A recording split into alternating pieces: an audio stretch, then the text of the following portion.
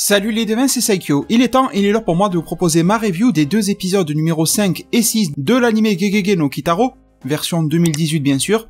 Et les devins, je vous promets que je n'en rajoute pas, mais la qualité de cet anime a monté d'un cran, et je sais que beaucoup de personnes me disaient c'est joli, il y a de jolies musiques, machin. C'est un petit peu enfantin, mais c'est pas grave, c'est pas ça qui nous dérange, c'est surtout le fait que c'est pas trop prenant. C'est surtout ça que vous me disiez, dans le sens où il n'y a pas une action surdéveloppée, il n'y a pas une intrigue surdéveloppée.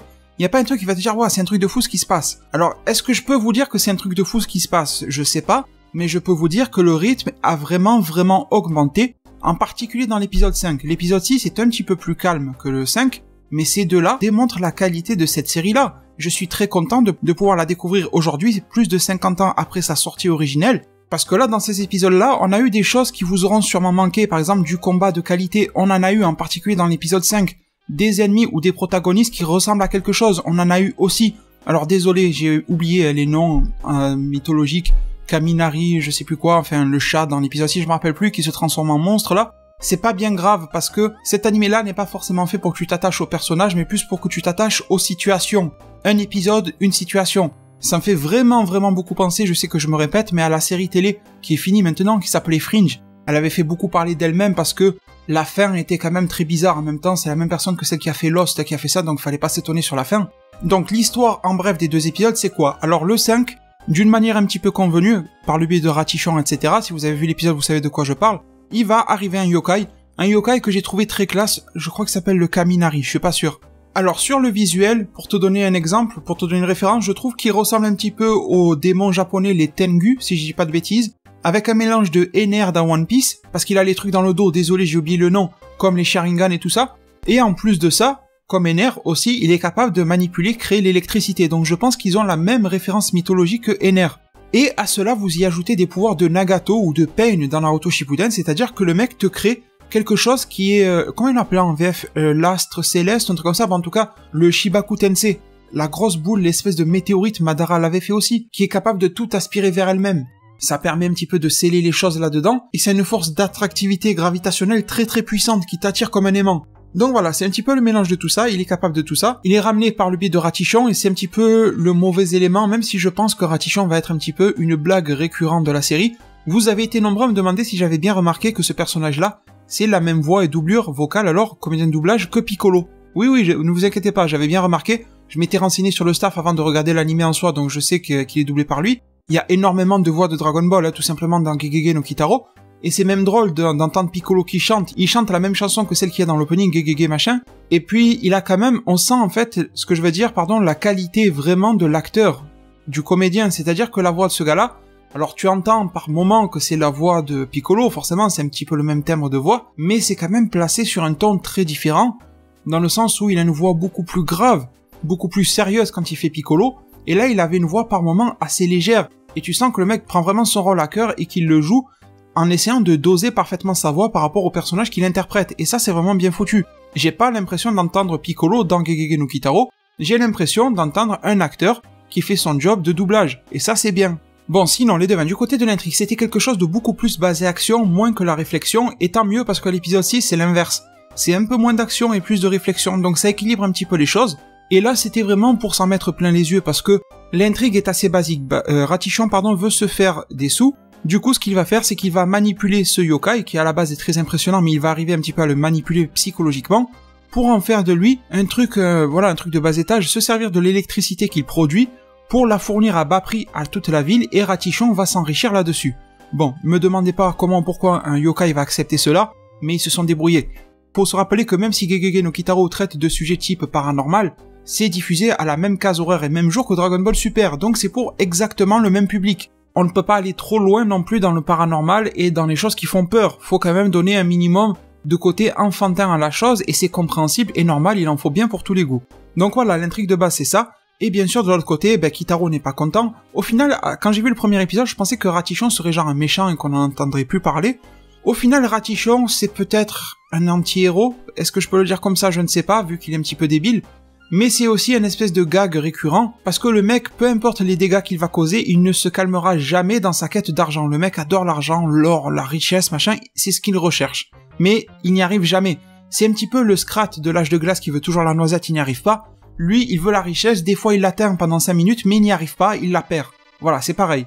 Et au final, d'une manière racontée encore de manière simpliste mais efficace, eh bien Kitaro va forcément se mêler de cette affaire parce que Ratichon, qui est pas forcément son ami, mais vous m'avez compris, est en train de faire n'importe quoi, et surtout le yokai Kaminari qui vient de ramener fout la merde, et il est très instable, il ne fait pas que produire de l'électricité, à la fin il pète un câble, c'est aussi simple que ça, et il veut tabasser tout le monde. Il veut montrer sa puissance, et il y a un jeu de mots, parce que Kaminari ça veut dire je sais plus trop quoi, mais Kami ça veut dire Dieu. Donc il se prend un petit peu pour Dieu, et il finit même par changer son nom de Kaminari en Kami, voulant dire Dieu, alors qu'il ne l'est pas du tout. D'ailleurs même la manière dont il est arrivé est un jeu de mots, parce que Ratichon a appelé Kami-sama, il a appelé Dieu à l'aide, parce qu'il allait se faire tuer, et Kaminari est arrivé à la place de Kami, il a cru qu'on l'appelait lui-même. Donc il y a un petit peu ce délire où Kaminari se prend pour Dieu, et en tant que tel, il ne se laisse pas marcher dessus par les mortels, et il veut les tabasser ou alors les soumettre, c'est un petit peu ça l'idée. Forcément Kitaro est là à la rescousse avec ses amis, avec son père aussi, le combat s'engage, et sincèrement j'ai pas grand chose à vous en dire de l'épisode parce que c'est quelque chose qui se regarde et pas quelque chose qui se décrit forcément, et je suis assez bref sur ça. C'est quelque chose d'excellent en termes d'action, hein. Vraiment, la qualité des dessins d'animation, chorégraphie de combat, les attaques, en plus là c'est avec de l'électricité, les attaques d'éclairs, les attaques d'éléments naturels, généralement c'est joli, le feu, la glace, le machin, enfin l'eau plutôt, l'électricité, tu vois, généralement ça c'est quelque chose visuellement ça tabasse, et là c'était le cas. En plus le bonhomme lui-même il a un design, vous savez je vous ai dit que les designs dans Gegege no Kitaro ne me plaisent pas trop, ben lui là, le Kaminari franchement très sympa, il est très classe, avec une colorisation un petit peu rouge, des éclairs qui l'entourent, franchement très beau. Donc cet épisode était un vrai spectacle visuel, et c'est un épisode qui te fait pas trop réfléchir, mais ça fait du bien, vraiment ça fait du bien. C'était bien foutu, au final Gegege no Kitaro va se débrouiller de manière encore classique pour renvoyer l'énergie électrique sur son propriétaire et ça va lui faire du mal, et on a encore l'impression que l'âme a été purifiée, et voilà, on en reste là, en gros dans l'épisode. Ensuite, épisode numéro 6, les devins, là on part sur quelque chose de différent, même si encore une fois vous aurez du vrai combat là-dedans, de qualité inférieure à celle de l'épisode 5, il faut le dire, mais du vrai combat quand même, et beaucoup plus d'histoire de fond, et beaucoup plus d'émotion.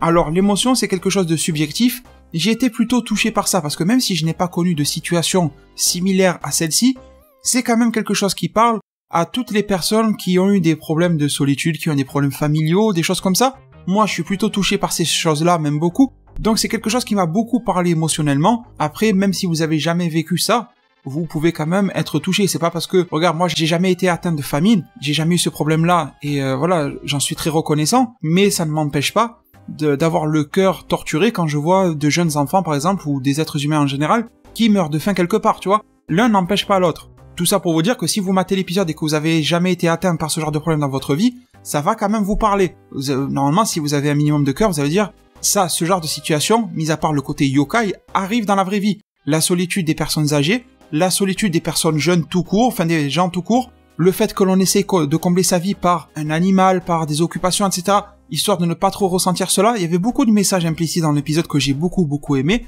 entre cette relation entre le chat, sa propriétaire, une dame âgée, et le fils de la famille qui est absent, qui se dispute beaucoup avec sa mère, qui la laisse seule, etc.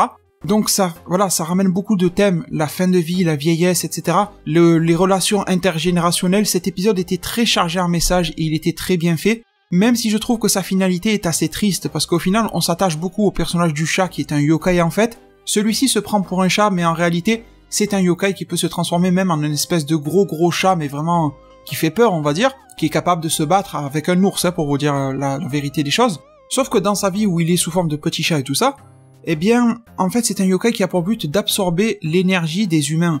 Donc, sans s'en rendre compte, aussi adorable soit-il, à chaque fois que son maître lui fait un câlin, un truc comme ça pompe l'énergie, ça le vide de sa vitalité, et le propriétaire finit par mourir prématurément, asséché de toutes les formes d'énergie vitale à cause de lui. Mais lui ne s'en rend pas vraiment compte. Même si c'est pas un genre de situation qui arrive dans la vraie vie, mais tu peux le transposer.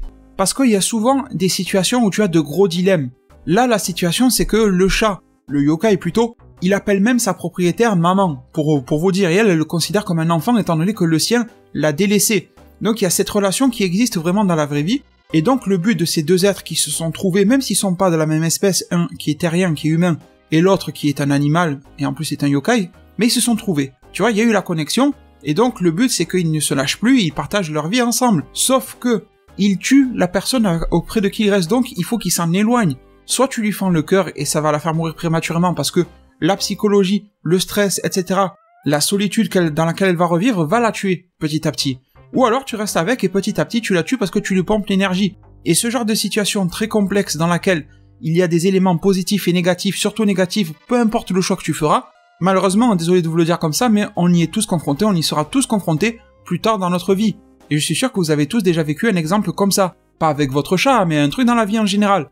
Ça, c'était quelque chose qui était super bien développé. J'ai vraiment adoré l'épisode pour ça. La psychologie, le développement des personnages, le fait que cette fois-ci, on ne nous ressort pas le truc « Ah, un yokai a été décelé ». Non, celui-là, il est là, sur Terre. Il était présent. La confrontation finale, elle est sympa. Beaucoup d'émotions parce que on s'attache beaucoup à ce yokai qui, à la fin, va faire semblant d'être méchant pour délaisser sa, entre guillemets, maman, pour lui donner une raison de l'abandonner, sauf que la vieille dame lui dit « Mais peu importe, tu es mon petit je sais pas quoi, en gros tu es mon petit chat ». Et le truc, aussi énorme, le monstre, aussi énorme soit-il, il s'est fait gros, il a voulu l'apeurer, mais la vieille dame n'en a pas peur parce qu'elle le connaît, ce petit chat. Et ça aussi, c'est des situations de vie dans lesquelles tu vas dire une chose à une personne, ok, c'est du mensonge, mais des fois, aussi pur sois-tu, aussi pieux, peut-être religieusement sois-tu, peu importe hein, que tu le sois ou pas, ça te regarde, c'est pas mon histoire. Mais même si tu as pour principe de vie de ne jamais mentir, il y a des cas où, par sens moral, par éthique, par le but de ne pas blesser les gens, il se peut que tu mentes quand même, histoire de déverrouiller une situation.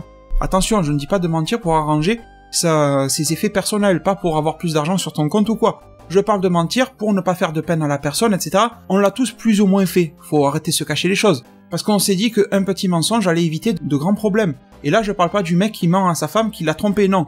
Là, je parle vraiment des choses qui ont plus de sens, tu vois. Pas quelque chose qui va te servir à toi dans le mauvais sens des choses. Voilà, je préfère vraiment être clair, sinon on va me prendre pour un connard.